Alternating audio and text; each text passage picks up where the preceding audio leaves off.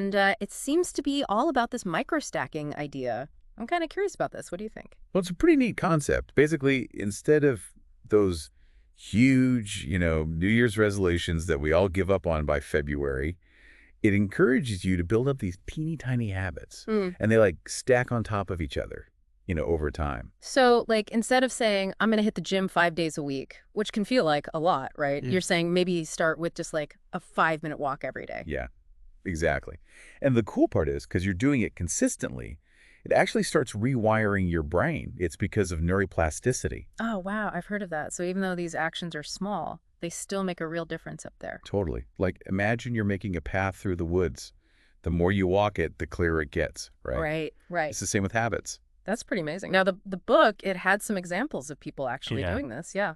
Yeah, there's Sarah. She wanted to run a marathon, but she was totally overwhelmed by it. Oh, I can relate to that. So she started just walking around the block. Then added a little jogging, like a minute or two at a time. And you know what? A year later, she finished that marathon. Wow. Seriously. That's proof you don't need these like massive changes to get results. Just small steps, but consistently, right? That's the key. Were there any other stories that stood out to you? Oh yeah, Alex. He struggled with like getting things done, feeling behind all the time. But he started just writing his top 3 tasks every morning. Okay. Simple enough. But you know what? He was way more focused, got more done, and felt less stressed. Uh-huh. So it's not just about these big goals. It's like a system, right? Helps manage time and energy better. Exactly. Like laying down the tracks so the train can run smoothly. Love that analogy. Now, the book, it talks about prioritizing too, doesn't it? It does. There's this thing called the urgent important matrix. Oh, yeah. I've heard of that. Helps you categorize tasks Yeah. so you can see what really matters. So it's not just about doing more. It's doing the right stuff. You got it.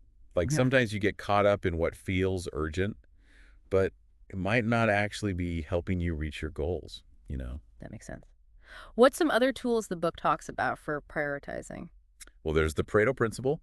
You might know it as the 80-20 rule. Oh, yeah. 80% of your results come from 20% of your efforts, right? Yep. So the trick is to figure out which 20% that is. Makes sense. So if we can, like, identify the stuff that really moves the needle, then we can, be more effective. Exactly. Working smarter, not harder. And another thing, the book talks about energy cycles too. Oh, like how sometimes a day we're more productive. Yeah, we all have peaks and valleys in our energy. So it's about, working with that. So, like, don't force yourself to do a hard task when you're drained. Right. Do it when you're naturally more alert. Gotcha. Work with the rhythm, not against it. Exactly. Oh, and there's also the Ivy Lee method. Don't think I've heard of that one. It's a 6-step system for prioritizing your day. Really simple, but super effective. So we've got the Matrix, Pareto, and Ivy Lee, all great tools. But where does microstacking fit into this? I mean, we're talking big tasks, but microstacking is about small actions, right? But think of it this way. Prioritizing helps you choose where you want to grow. Yeah. Right? And microstacking, that gives you the how. So let's say my priority is being more present with my family.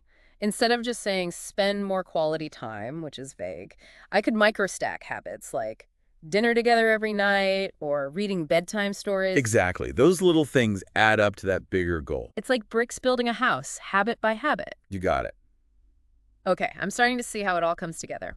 Now, the book gets kind of interesting. It goes beyond like just productivity stuff and talks about manifestation. Oh, yeah, that's where things get really interesting. It says we can actually shape our reality by aligning our thoughts and beliefs and actions. It's powerful stuff. But it's not just wishful thinking, right? Definitely not. It's about taking action, but also believing in what's possible.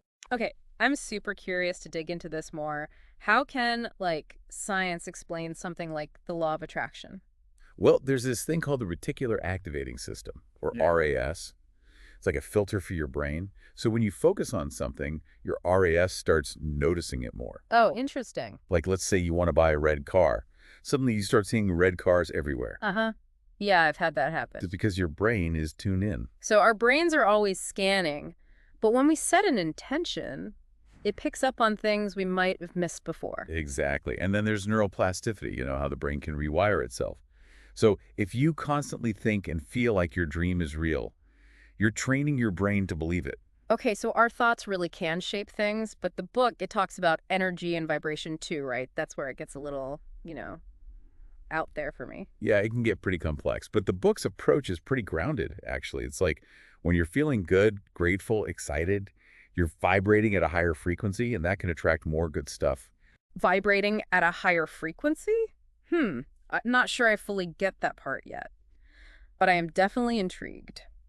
Let's take a quick break and then we'll come back to this whole manifestation thing. Sounds good to me. We can unpack that three-step process the book talks about and some tools to, align your energy with your vision. Can't wait. Okay, so before the break, we were talking about that whole vibing at a higher frequency thing and how it ties into like manifestation. Honestly, it's still kind of woo-woo to me. Can we maybe break that down a bit more? Yeah, no, I get it. It's easy to go like full-on mystical with that stuff.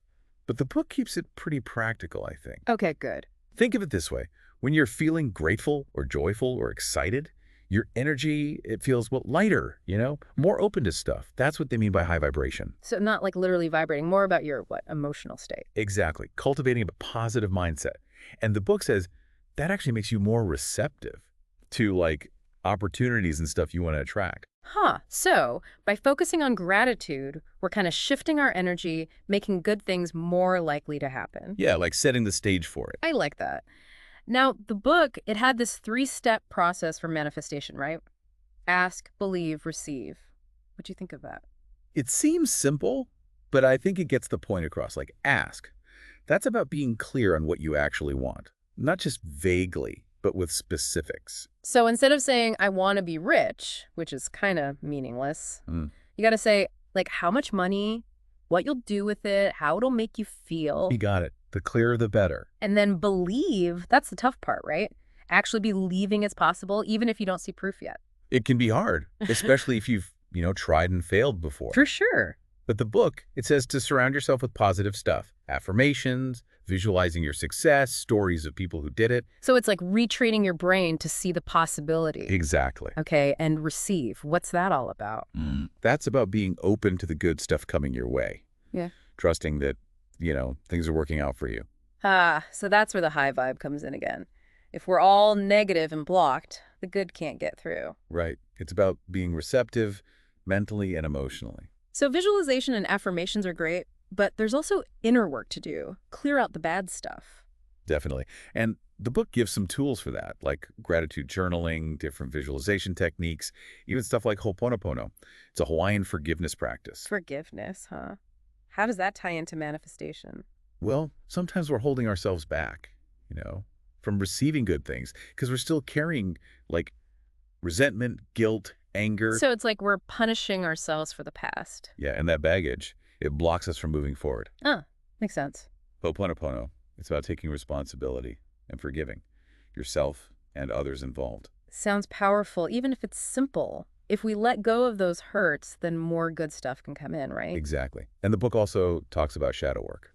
Ooh, that's getting deep. It's about those hidden parts of ourselves. Yeah. Fears, insecurities, the stuff we try to hide. So we got to acknowledge the darkness, not to dwell on it, but to, work through it. You got it. It can be tough, but it's part of growing. The book asks, what patterns are holding you back? What stories are you telling yourself that aren't true? That takes some honesty, doesn't it? It does. But when you face those shadows, you can move forward with more clarity. So it's like clearing out the weeds so your garden can grow. Love that. And, the book even talks about intuition and manifestation. Oh, yeah, I was wondering about that. It's like trusting that inner voice, that gut feeling. Okay. That guides you to what's right for you. Okay, but how do we know if it's intuition or just, fear talking? That's a good question. Intuition, it feels calm, clear, expansive. Fear is more like frantic and tight, So pay attention to how your body feels. Yeah, and practice making small decisions based on intuition, even like what to eat for lunch. The more you do it, the better you get at recognizing it. I like that the book talks about asking for signs from the universe, too, to confirm we're on the right track. And those synchronicities. Things that seem like coincidences, but maybe they're not. Like running into the exact person you needed to meet. Exactly. Like the universe is giving you a little wink. I love those moments. This is all so fascinating. But how do we actually do it? Aligning energy, trusting intuition. It's great in theory, but how do we make it happen? That's where the book's toolkit comes in. It's got goal-setting templates, journaling prompts, visualization techniques, even a whole chapter on overcoming those limiting beliefs. So it's not just theory, it's giving us stuff to actually use. Exactly.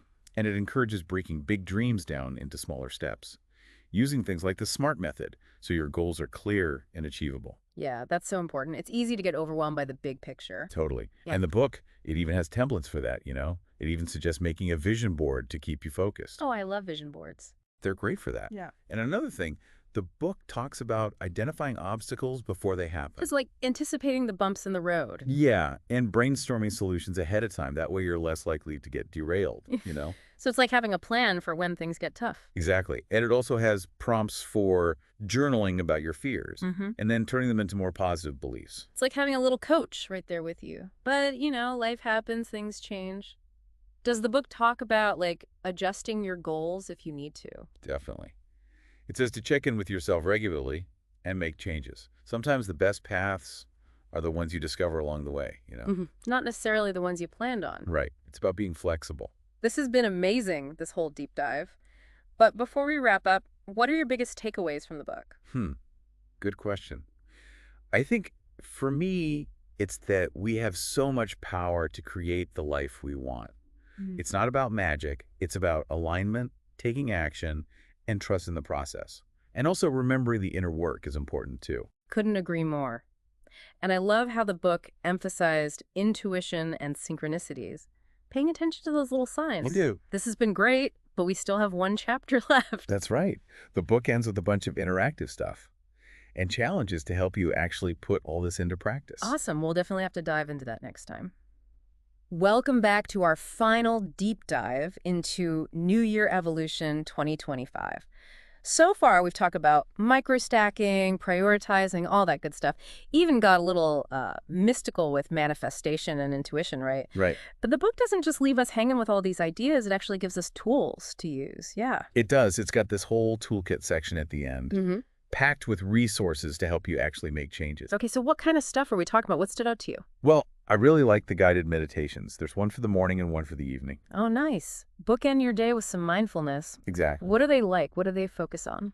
The morning one is all about setting intentions for the day and visualizing how you want things to go. Oh, I love that. Like setting your GPS for the day, right? Exactly. And the evening one. That one's more about gratitude and reflection. Thinking about the good stuff from the day, no matter how small, and letting go of any stress before bed. Sounds super relaxing. Great way to end the day. Clear your head a bit. Yeah, definitely. There are also some affirmation templates. Oh, cool. I've been meaning to get back into affirmations. They're really good, these templates. They cover tons of different areas like abundance, health, relationships, personal growth, all that. So you can pick and choose what you need based on your goals. Exactly. And then make them your own. Personalize them. Yep, make them even more powerful. What else is in this toolkit? Well, if you're like me and like to track your progress, there are habit trackers you can print out. Oh, that's handy. Yeah, so whether it's meditation, journaling, exercise, whatever, helps you stay consistent. I think those visual reminders are so helpful. Keeps you accountable, even if it's just to yourself. Totally. And it helps you see patterns, maybe where you're slipping up. So you can adjust as you go. Exactly. Now, are you ready for the fun part? Oh, there's a fun part. I'm all ears. The book has all these monthly challenges. Challenges? Like what kind of challenges? They're designed to, help you actually put these concepts into practice. Okay, give me an example. All right, so January's challenge is the morning alignment challenge. Yeah. Basically, you spend 5 minutes each morning visualizing your ideal day and then picking one action to make that vision happen. Sounds like a great way to start the year. Intentional and all that. Right. Then February is gratitude in action.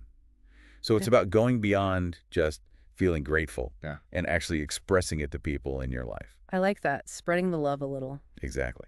Then March is all about mindful movement. Ah, yes. Got to get that body moving. Yep. Even if it's just a little bit each day. Even a short walk can make a difference.